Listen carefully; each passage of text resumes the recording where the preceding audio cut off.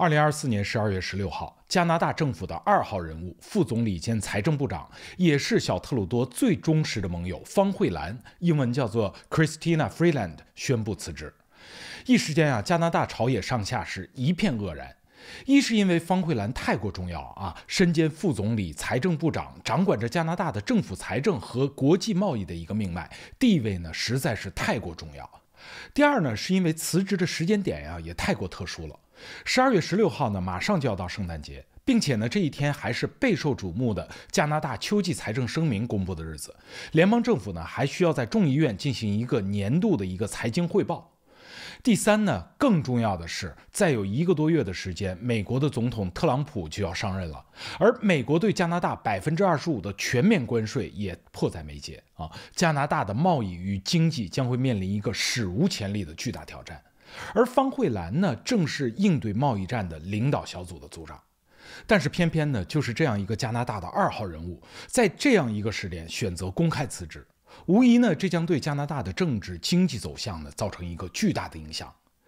为什么方慧兰要辞职，而且辞职的这么突然？我们从他对特鲁多的一个公开信上就能略知一二。这封信呢是12月16号渥太华时间上午9点07分在推特上发出的。我们就来读一下这封辞职信翻译的原文。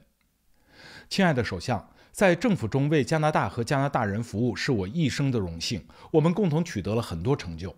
周五，您告诉我您不再希望我担任您的财政部长，并向我提供了内阁中的另外一个职位。经过思考，我得出结论，唯一诚实可行的办法就是辞去内阁职务。部长想要发挥有效作用，必须要代表首相发言，并得到首相的一个充分信任。您在做出决定时明确表示，我不再享有这种信任和随之而来的权威。在过去的几个星期里，你我在加拿大最佳发展道路问题上意见不一。今天，我国面临着严峻的挑战。美国即将上台的政府正在推行咄咄逼人的经济民族主义政策，包括威胁征收25%的关税。我们必须高度重视这一威胁。这意味着我们今天要保持财政干劲，以便为即将到来的关税战做好必要的储备。这也意味着我们要避免昂贵的政治噱头，因为我们负担不起这些噱头，而且这些噱头会让加拿大人怀疑我们是否意识到了当前形势的严峻性。这意味着要坚决反对美国优先的经济民族主义，努力争取资本和投资及其带来的就业机会。这意味着要与我们伟大而多样的国家中各省和地区的省长真诚而谦逊的合作，建立真正的加拿大团队对策。我知道加拿大人会认可并尊重这种做法，他们知道我们什么时候在为他们工作，他们同样也知道我们什么时候在专注于自己。不可避免的是，我们在政府中的任期终将结束，但我们如何应对国家目前面临的威胁，将决定我们一代人的命运，甚至更长的时间。如果我们强大、聪明、团结，加拿大就会获胜。正是这一信念促使我在今年秋天做出了艰苦的努力，管理我们的开支，使我们有必要的灵活性来应对美国提出的严峻挑战。我将永远感谢有机会在政府中任职，我将永远为政府、为加拿大和加拿大人所做的工作而感到骄傲。我期待着作为自由党议员继续与我的同事们合作，并承诺在下届联邦大选中再次竞选我在多伦多的席位。衷心感谢方慧兰。从这封信中我们可以解读出几个非常清晰的信息。第一呢，方慧兰并非是自愿辞职，而是失去了小特鲁多的信任上周五的时候呢，特鲁多对方慧兰摊牌，要把他调往另外一个岗位。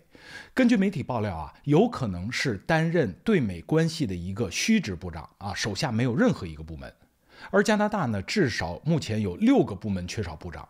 比如说像上个月刚刚辞职的前劳工部长布瓦索诺此人是因为长期冒充原住民的身份吸引选票，并利用全职呢让自己的公司拿下政府订单，从中牟利中饱私囊，最后呢东窗事发而被迫辞职。其实多伦多给方慧兰到底安排了哪个替代的部门呢，并不重要重要的是他已经决意要换掉方慧兰，取而代之的呢，已经是有了明确的人选，就是加拿大前央行行长马克卡尼。马克卡尼呢是一个极其资深的金融家，他1965年呢出生于加拿大的西北地区，2025年呢就年满60岁，可以说是正当年。他呢是哈佛大学的经济学本科牛津的硕士和博士，曾经在高盛呢工作了13年。其后呢，在2008年到2013年间呢，在哈珀政府出任了加拿大的央行行长。随后呢，在2013年到2020年呢，是出任英国央行行长，这也是英国历史上第一个外国人出任的央行行长。目前呢，马克卡尼依然是作为各种顾问呢，活跃于这个英国政坛，并且呢，担任一家数千亿美元资金的一个资产管理公司的董事长。另外呢，他还是美国彭博公司，也就是 Bloomberg 的董事会主席。自从2024年夏天就有消息传出，特鲁多呢打算招募马克卡尼，但是呢一直无果。直到最近的2024年年底，特鲁多再次抛出橄榄枝，邀请马克卡尼入阁。而马克卡尼加入特鲁多团队的唯一可能就是担任财政部长。上周五呢，特鲁多跟方慧兰摊牌，让方慧兰让出财政部长的位置，这也就意味着他与马克卡尼很有可能已经达成了口头协议，马克卡尼入主内阁是指日可待。从方慧兰辞职信中我们可以得到的第二个信息是，其与特鲁多之间呢存在巨大的分歧。方慧兰信中大概一半的内容都在强调特朗普加征关税对于加拿大经济的影响。那么作为加拿大政府最高层的人物，从方慧兰的忧虑当中，我们也可以看到关税危机的一个重要性。而面对贸易战，加拿大联邦政府的财政呢，就将扮演一个决定性的作用。比如说呢，对受损的行业和失业人员呢，进行一个补贴和减税，投资基础设施以这个增加就业等等。所有的这些财政措施呢，都是需要大量的政府资金的支持的。而面对即将到来的苦日子呢，特鲁多还是硬要在圣诞节期间呢，对很多商品进行联邦减税，并且呢，要对大部分的国民发放一个250加元的现金补助。仅仅这2项措施呢，就将花掉联邦财政的62.8亿加元。这无疑呢，将使本来已经捉襟见肘的联邦财政雪上加霜。加拿大联邦政府的财年是从每年的4月1号到来年的3月31号。那么在2023年的秋季的财政声明当中方慧兰曾经宣称呢，要将联邦的赤字控制在400亿加元左右。而在2024年的今天，本应该宣布过去1年的财政情况，方慧兰却临时撂挑子不干了。而2024年的声明呢，在推迟了几个小时之后，也才在众议院开始公布。根据声明呢，2023到24财年，加拿大联邦财政赤字达到了前所未有的619亿加元，整整比规划高出了220亿。而根据财政部的数据现在的自由党政府在2015年接手加拿大时呢，联邦赤字仅有18亿加元，而仅仅执政了1年，在2016年就上升到了198亿，1年的时间就整整涨了11倍。而到了2024年的今天呢，赤字已经达到了619亿。您可能觉得一个4000万人口的国家区区一个600多亿的赤字也不是什么大问题吧？但是您要知道，政府赤字只是说明在过去1年中的政府的亏空，而加拿大联邦政府积累的债务总额已经达到了1.24万亿加元。看到这些数字，您也应该能从根本上理解方慧兰和小特鲁多之间的矛盾了。在政府财政如此吃紧的情况下，特鲁多还坚持要搞节日消费税减免以及全民发钱，用老百姓的话来说这就是典型的过了今天不想明天。那么作为财政部长的方慧兰呢，自然要对预算、对赤字、对债务来负责，尤其是还要面对马上要到来的血雨腥风的2025。那么在这种情况下呢，还这么大手大脚的撒钱，那么未来呢必将会难以为继。但是特鲁多确实想的不是明天，而是今天。因为现在的特鲁多的民意支持率已经下降到了22%，保守党的支持率呢却高达43%。再这么下去呢，2025年的大选很有可能成为自由党历史上输的最惨的一次。所以特鲁多才想出这样的寅吃卯粮、不管不顾的全民发福利的一个政策，寄希望于呢在支持率上有所回升。说句不好听的这就是拿国家财政来买选票。所以方慧兰才在辞职信中写道：“我们要避免昂贵的政治噱头，因为我们负担不起这些噱头，而且这些噱头会让加拿大人怀疑我们是否认识到了当前形势的严峻性。这些话呀，说实话已经是说得非常明确了，也挺狠了啊！把特鲁多的免税和现金福利呢，直接说成了是政治噱头。作为特鲁多曾经最依赖和最亲近的一个副手呢，他的话应该是能够代表很多事情了。所以说啊，表面上看，方慧兰的辞职是失去特鲁多的信任，导致特鲁多另请高明。但深层次的呢，是特鲁多在偏离正确的道路上渐行渐远，并且一而再、再而三地遭到了党内的抛弃。而这次抛弃他的呢，是他曾经最亲密的一个战友——加拿大的副总理。伴随着方慧兰的辞职呢，周一另外一个重量级的新闻同样令人瞠目。住房部长肖恩·弗雷泽呢，也在同时宣布不再寻求连任议员并且在下一次的政府改选时呢，退出内阁，回归家庭。而政府改选呢，很有可能就在2天后的周3举行。说白了呀，这就跟辞职几乎没有什么区别了。肖恩·弗雷泽呢，也是加拿大政坛的一颗明星，更是小特鲁多最欣赏的得力干将之一在2021到2023年间呢，曾经执掌联邦的移民部。他在2023年呢，开始担任联邦住房部长。加拿大敞开国门，大范围接受临时居民的政策呢，就是此君为之他也是导致目前加拿大移民困局的一个始作俑者。肖恩·弗雷泽呢，也是小特鲁多非常器重的一员大将在国会中呢，也经常充当跟保守党的伯利治正面辩论的一个角色。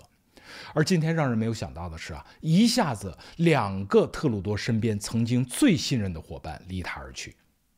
而另外一个有趣的事实是肖恩·弗雷泽呢，曾经是副总理方慧兰的国会秘书不知道他们在同一天选择辞职是否是私下商量好的。根据12月16号下午的最新消息小特鲁多任命公共安全部长勒布朗兼任财政部长。这个勒布朗就是前2天陪同小特鲁多去见特朗普的人也是特鲁多近期身边的一个红人。但是显然他从来没有过财经和金融工作经验并不是一个财政部长的长期人选，只是在马克卡尼同意入阁之前的一个过渡。而马克卡尼能否真正成为财政部长也存在了悬念本来看似顺利的部长之路呢，却被今天方慧兰的辞职和公开反对特鲁多的事情呢所搅乱。其实马克卡尼这个人虽然比较低调但是从各方面的信息来判断呢，他也是充满了野心的。而他的野心呢，也绝不仅仅是财政部长。毕竟他接任财政部长最多也只能有几个月的任期。小特鲁多呢，在2025年败选没有任何悬念，几个月的时间，谁都无法改变加拿大政府的财政困境更无法在短时间之内提升小特鲁多的智商。马克卡尼的真正目标呢，很有可能是成为自由党的党魁，从而参加2025年的联邦大选